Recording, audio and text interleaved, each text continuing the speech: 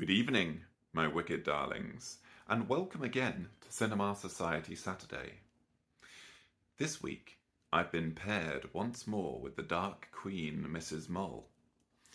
Our theme is movies that are based on a book, and I have been assigned the Amityville Horror.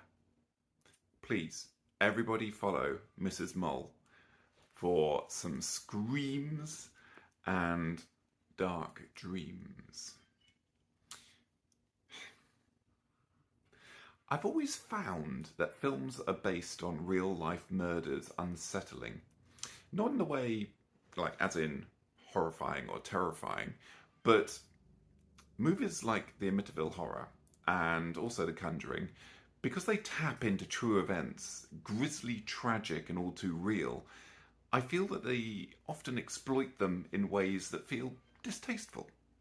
These films often present themselves as supernatural horror, but they're ultimately piggybacking on the trauma of real victims, dressing it up with haunted house tropes and exaggerated true stories that distort the events into something unrecognizable.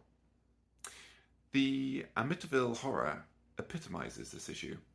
It's based on the supposed haunting of the Lutz family, who move into a home where the DeFeo murders had occurred.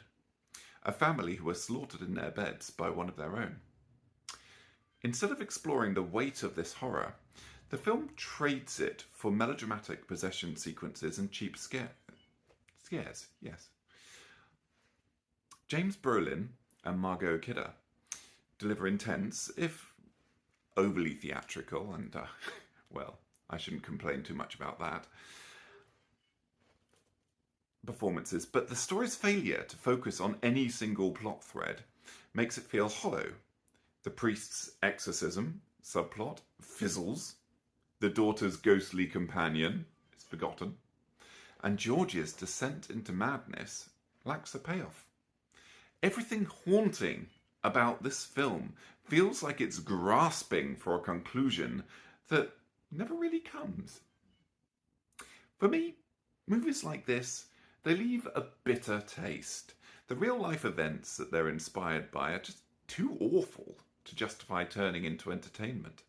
When I watch these films, I can't help but think about the families whose tragedies are turned into jump scares and paranormal gimmicks.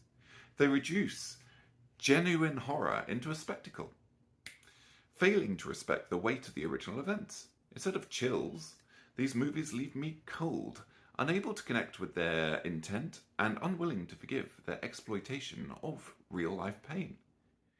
I did enjoy the Amityville Horror the first time round when I saw it as a younger person, but as someone who's older and considerably less mature, I found it less. I'm going to give it 3 newts.